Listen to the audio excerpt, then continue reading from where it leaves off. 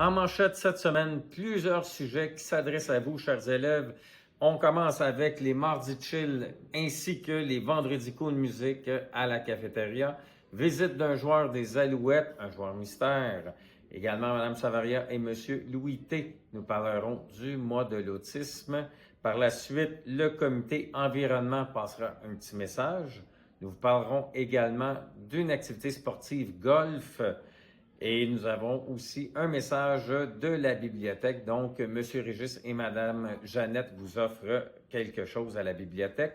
Et je terminerai le message avec les activités finissantes.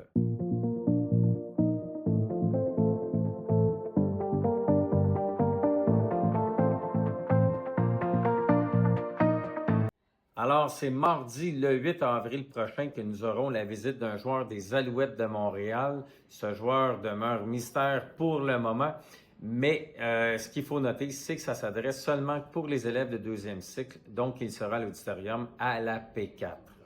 Bonjour les élèves, je m'en viens vous parler du début du mois de l'autisme, parce que avril, tout le mois, c'est l'autisme, dédié à ça.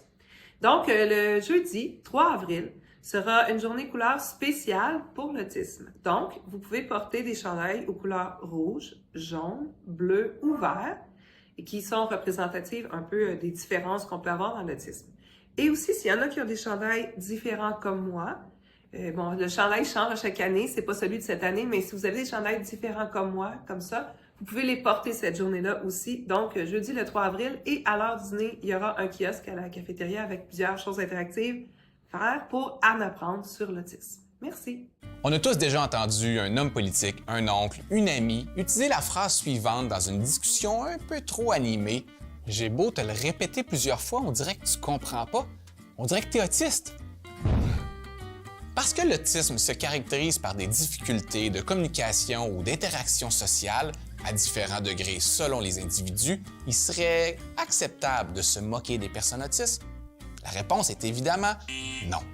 Il est insultant de caricaturer les personnes autistes comme des personnes qui ne peuvent pas comprendre, qui ne peuvent pas faire avancer le débat ou qui ne sont pas assez intelligents. Et puis entre vous et moi, on connaît tous des gens dans notre entourage, des amis, de la famille, des collègues, qui peuvent avoir à l'occasion certaines difficultés dans leurs relations sociales pour différentes raisons. Ça peut être par timidité, par fatigue, ça peut être par plein d'autres raisons. Ça ne fait pas nécessairement d'eux des autistes. Dépeindre tous les autistes comme des personnes incapables de dialoguer, de faire évoluer leurs pensées ou d'entendre les arguments des autres, c'est réducteur. Pas parce que moi je suis comme ça qu'ils sont tous comme ça. Utiliser le mot autiste comme une injure, c'est non seulement inacceptable, mais c'est aussi nier les qualités dont les personnes autistes font preuve. Leur sincérité, leur honnêteté, leur ponctualité, leur bonne humeur, pas toujours, là. Leur respect des consignes ou leur capacité à voir des petits détails. Autant d'atouts à valoriser qui nous éloignent tranquillement pas vite de l'image souvent négative des personnes autistes. Bref, vous l'aurez compris, être autiste, c'est pas un défaut. Et utiliser l'expression pour injurier quelqu'un, c'est assez ordinaire. Comprendre ça, c'est faire preuve de savoir-être, mais aussi d'ouverture par rapport à la diversité. Et ça, je suis certain que vous êtes en mesure de le comprendre, même si vous êtes neurotypique. Alors, message de la part de notre ami Régis ainsi que Jeannette, notre équipe à la bibliothèque. Donc, ce mois-ci, la thématique sera le mois de l'autisme. Donc, à la bibliothèque, il y aura des livres qui seront offerts en lien avec la thématique. On vous rappelle également qu'il y a des nouveaux livres qui sont arrivés dans notre bibliothèque, des romans, des mangas, des documentaires et des périodiques. Également, il est à noter qu'il y a une panoplie de livres qui sont à donner.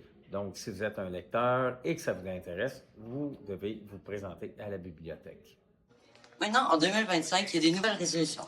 Tout va dans le bac.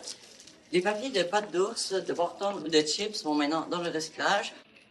Il faut aussi mettre vos papiers de jus de paille. Et tous les contenants qui sont empilés, il faut les séparer avant de les jeter. Les pots de yogourt et tout ce qui peut coller, il faut bien rincer. Peut être récupéré, il faut le récupérer et le réutiliser avant de le jeter au recyclage ou à la poubelle. Alors, nous vous proposons une équipe de golf parascolaire qui évoluera dans la Ligue Regroupement du sport étudiant du Québec. Donc, pour les élèves qui ont de l'intérêt en golf et qui désirent participer au circuit RSEQ, Vous pourrez passer ici au local B205 ou écrire à mon collègue David Ricard pour vous inscrire. Évidemment, les coûts restent à déterminer et il sera influencé par le nombre d'inscriptions. Donc, je vous invite à venir rendre visite à David pour toutes les informations pertinentes à cet effet. Chers finissants, je vous rappelle que dès le 2 avril, donc dans 2 jours, il y aura le Forms pour s'inscrire au bal de finissants.